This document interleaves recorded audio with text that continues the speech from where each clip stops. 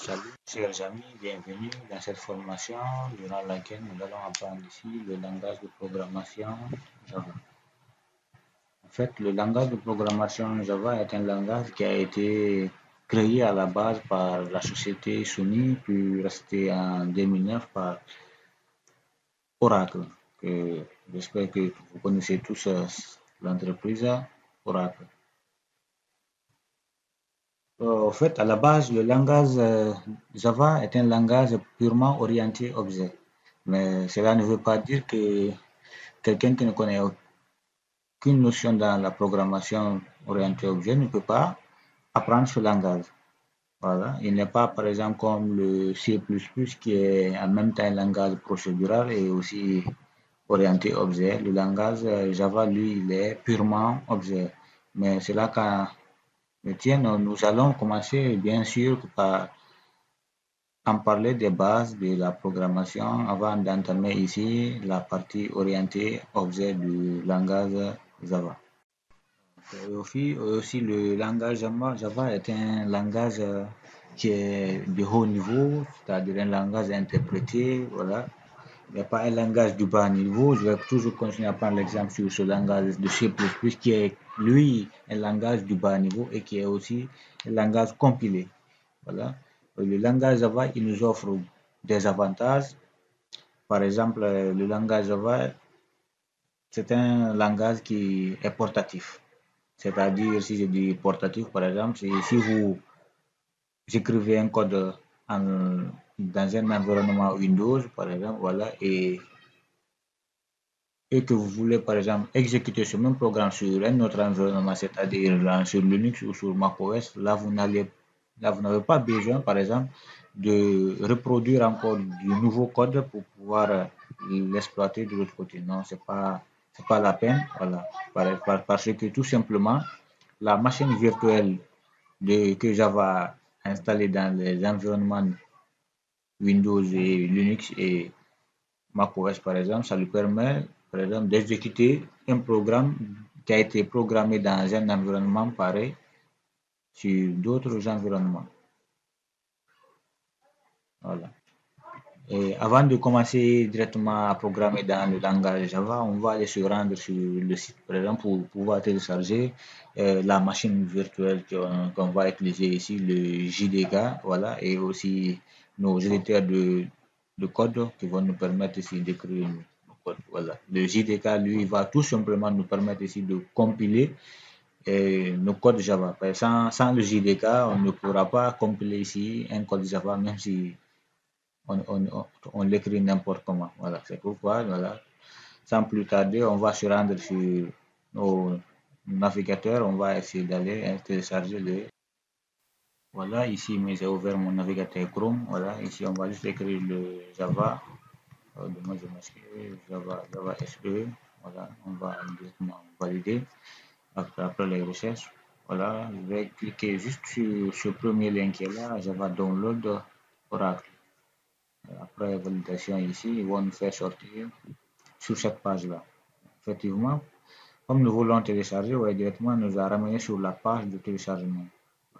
Et vous allez remarquer une chose ici, dans cette partie-là, ils vont nous afficher les différentes versions.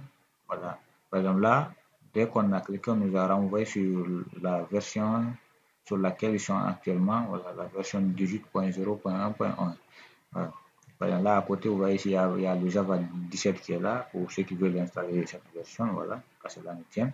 Nous, on va directement télécharger le JDK 18 qui est là. Et ici aussi, il faut faire attention voilà, en choisissant ici l'environnement de travail. Voilà.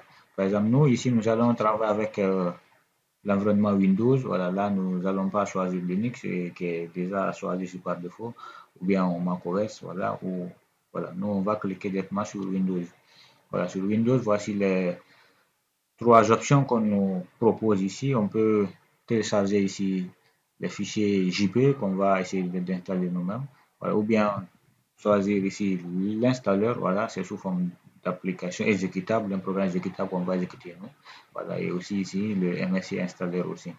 Voilà, ici, à partir de là, download, voilà, vous allez cliquer, voilà, voici les tailles qui vont vous projet et tout, voilà. Alors nous, on va cliquer ici, download, voilà. Cette fenêtre s'affiche ici parce que tout simplement, j'ai eu à télécharger déjà moi de JDK, voilà. Et si vous cliquez, voilà, directement, voilà, moi, on me dit qu'il est déjà téléchargé et tout, voilà, je vais essayer de l'ouvrir. Voilà, c'est lui qui est là. Voilà. Là, maintenant, il suffit juste de valider OK. Voilà, mais moi, je ne vais pas continuer là-dessus parce que j'ai déjà installé le JDK. Voilà. Après l'installation et tout, on va aller dans l'environnement pour pouvoir bien ordonner ces éléments-là. Voilà, je vous reviens.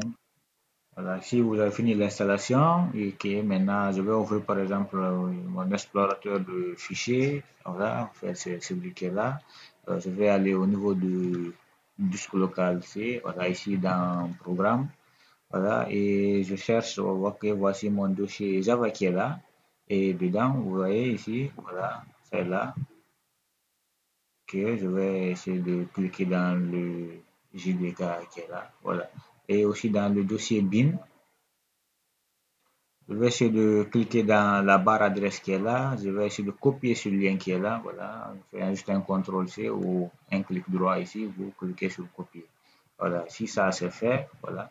Vous allez chercher par exemple votre environnement de travail. Je l'écris ici, environnement de travail. Voilà, c'est celui qui est là. Dès que j'ai tapé envie sur le menu démarrer, il me le fait sortir. Voilà, de là. Je clique. Voilà, il est sorti. Il est déjà là. Après, je vais cliquer sur variable d'environnement qui est là. Et en bas ici, je vais chercher patch qui est là. Je vais cliquer sur modifier. J'espère que vous me suivez à la lettre. Voilà. Et là, je vérifie s'il n'est pas là et je crois bien qu'il n'est pas dedans. Alors, je vais cliquer sur nouveau. Ok, je vais valider. Ok, je vais le coller dedans et tout. Il est là. Oui, c'est le chemin parfait qui est là. Je clique sur OK. OK. Après, OK. Voilà, vous allez certainement vous poser la question pourquoi j'ai copié le lien du dossier bin de Java pour l'envoyer dans l'environnement. Voilà. Par exemple, ici, c'est pour tout simplement les personnes qui vont écrire du code avec un éditeur. Voilà, ça va les permettre de pouvoir compiler très facilement. On va le voir ensemble ici parce que à la langue, nous, on va utiliser ici un IDE qui va nous permettre de compiler très facilement et d'écrire du code Java. Voilà. Là, ce que je viens de faire là, c'est pour les personnes qui vont utiliser, par exemple, un éditeur de code, par exemple, comme le Sublime Text, le Visual Studio Code ou le Notepad++ ou les Atom. Voilà, ça c'est pour eux. Voilà, si c'est bon. Voilà, après ici, vous allez vous rendre sur un autre lien. Voilà, là maintenant, parlant des IDE, les IDE, sont des outils qui vont nous permettre ici d'écrire des programmes.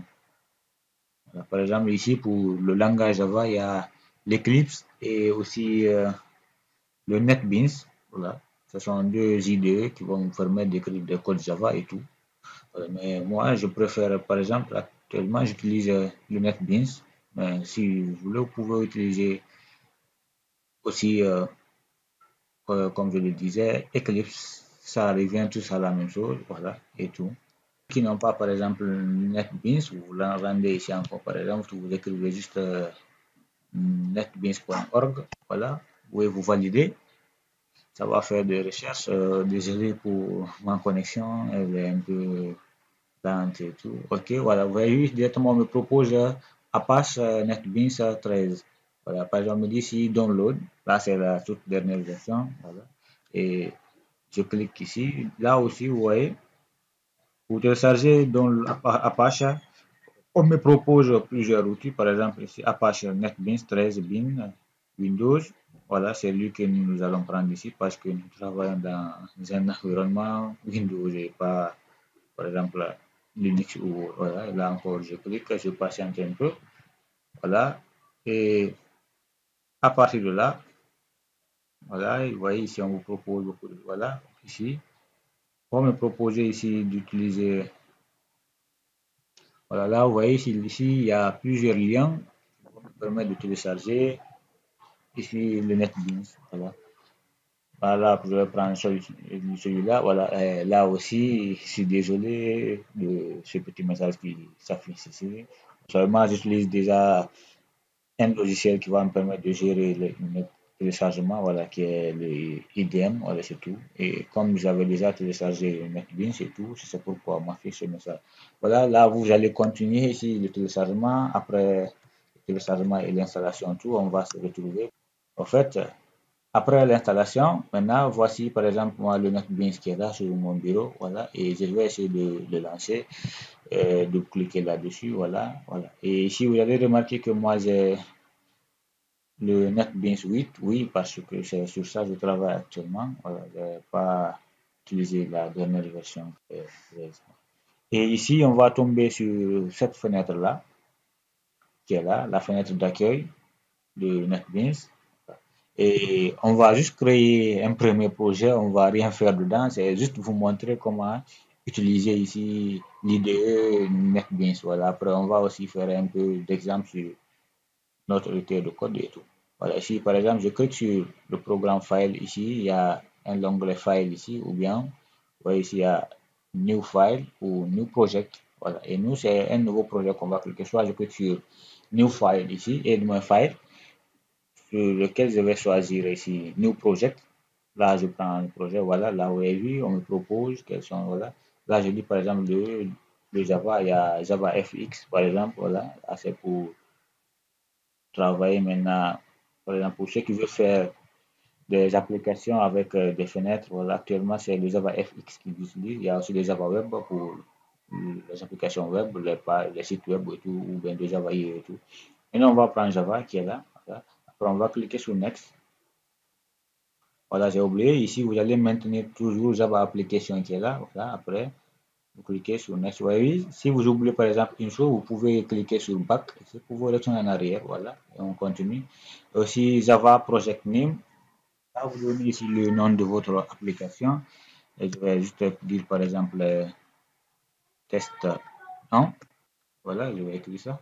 Et en bas ici, on dit projet localisation. Là, vous allez choisir par exemple le dossier dans lequel il va installer vos différents projets. Voilà. Vous avez vu, par défaut, c'est le dossier de NetBeans qui est dans le document. Voilà et tout. Et nous, on va essayer de changer ça. Je vais par exemple cliquer là-bas. Voilà, je vais cliquer sur le bureau. Voilà, et tout, sur ce bureau. Voilà, c'est là. Voilà, je vais essayer de créer un nouveau dossier ici où je vais écrire par exemple projet. Ok, projet Java et tout. Là, je valide. Je choisis ce dossier-là et je peux sur ouvrir. Maintenant, vous voyez, c'est celui-là qui est là. Et en bas, ici, on dit projet folder, c'est ici. Ok, là, je laisse ça intact. Par exemple, là, je n'ai aucune librairie installée.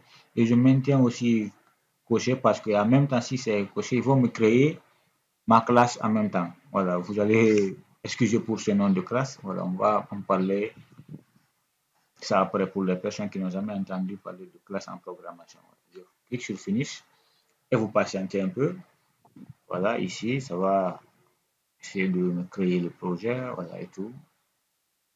Voilà, au fait, là maintenant, vous voyez, mon projet est créé et tout, qui est divisé sur plusieurs parties. Voilà, par exemple, là, sur cette partie de gauche, la barre de navigation qui est là, là, on a ici nos différents projets qui vont s'aligner ici, voilà, et à droite ici, la partie où on va essayer de saisir ici notre code. Voilà. Et déjà, si vous remarquez bien, voilà, j'ai quelque chose ici qui est package test 1. Après, on va en parler. Après, et ici, public class pour ceux qui ont une fois utilisé la programmation orientée aux objets, ils savent de quoi il s'agit. Et pour les personnes qui n'ont jamais eu à faire avec ça, ne vous inquiétez pas, on va en parler après. Voilà, ici, vous voyez, il y a une méthode qui est créée dedans et tout. Après, le voidman et tout. Voilà, maintenant, par exemple, là, je vais juste écrire un petit message qui est là. Voilà, system.out. Voilà, point print. Désolé, c'est juste un message que je vais afficher. Voilà, je vais hello world. Voilà. Si c'est fait, vous voyez ici, juste à côté ici, lui, il va tout simplement nous permettre d'exécuter nos différents projets. Et quand je clique, voilà, il va essayer de préparer, voilà, voilà. Et vous voyez en bas ici, directement, on vient de diviser cette partie-là aussi en deux. Voilà, si tout se passe bien, il n'y a aucune erreur, directement, voilà ce qui va se passer dans votre code. On me dit ici run, ça veut dire que tout est bien passé. Et mon message vient de s'afficher ici. Hello world. Et build do success fall, ça veut dire le temps que ça a mis, ça fait seulement une seconde. Voilà. Là, je crois que cette partie, elle est bien comprise. Voilà. Ne vous inquiétez pas si vous voyez des choses que vous ne comprenez pas ici. À la longue, nous allons en parler de toutes ces choses. Donc, ça, c'était en utilisant ici l'éditeur de code, de moins en utilisant ici un IDE. Voilà. Comme je vous l'ai dit, vous avez plusieurs possibilités d'autres IDE. C'est la même chose avec ceux qui vont utiliser Eclipse aussi. Voilà. Maintenant, après, on va essayer de compiler aussi avec un éditeur de texte qui est là, qu'on va utiliser ici. Par exemple, moi, je vais utiliser ici le Sublime Text. Voilà. Voilà, comme je le disais ici, maintenant pour ceux qui veulent travailler directement avec des éditeurs de code aussi, voilà, c'est très simple aussi, voilà, ne soyez pas complexe et tout. Voilà. Là, par exemple, moi, j'ai ouvert ici mon éditeur de code qui est là et Sublime Text. Voilà, on va juste écrire la première fonction qui était là-bas, on va juste faire public classe, voilà, on va écrire ici le nom de notre classe, voilà, par exemple, test 2, voilà, et je vais ouvrir ici les accolades. Voilà. Vu pour le moment, c'est pas coloré, c'est parce que tout simplement, c'est pas enregistré. Voilà, et tout.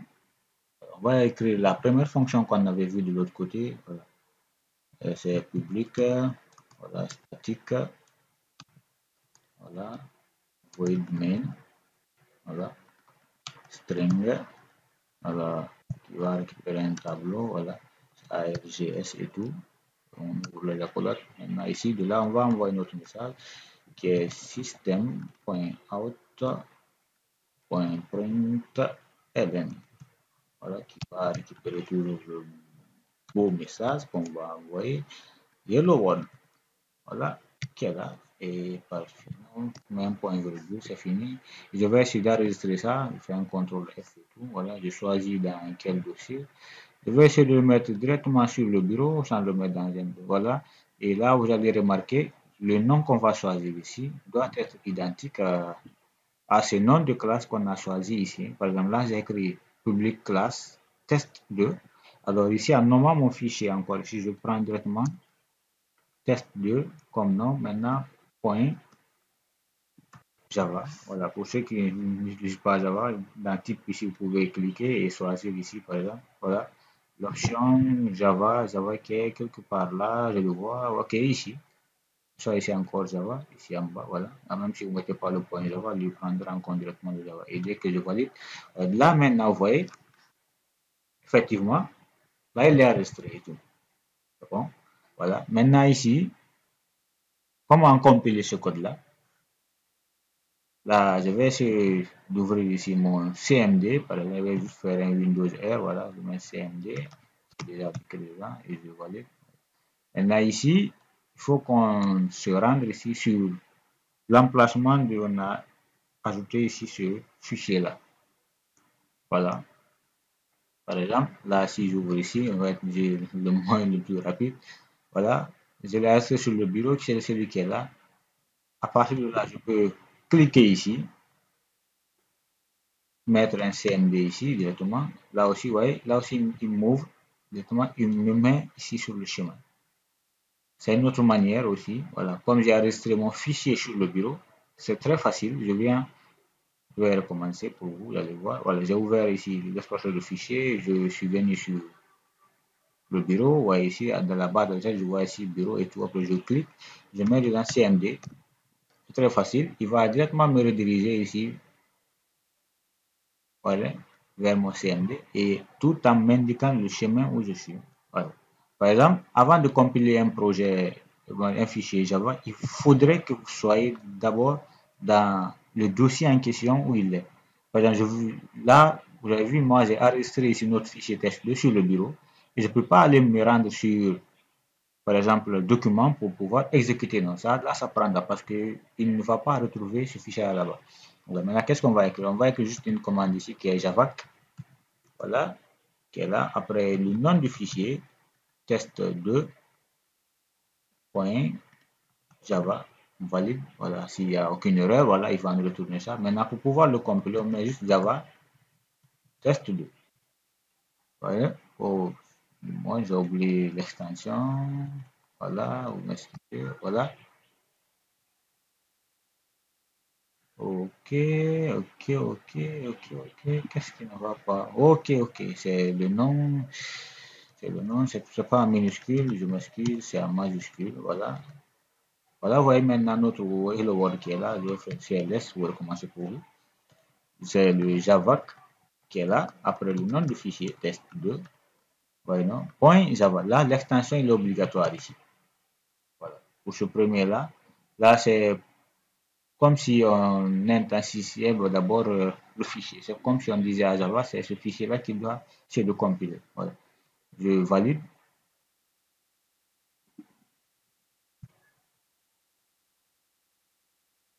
Voilà. S'il n'y a rien. Voilà, vous voyez, ça vient. Voilà. Là, maintenant, test Java 2. Là, et le Word est là. Voilà. Les amis, je crois que c'est tout pour aujourd'hui. On va se limiter là et on se reprend dans la prochaine vidéo. Merci.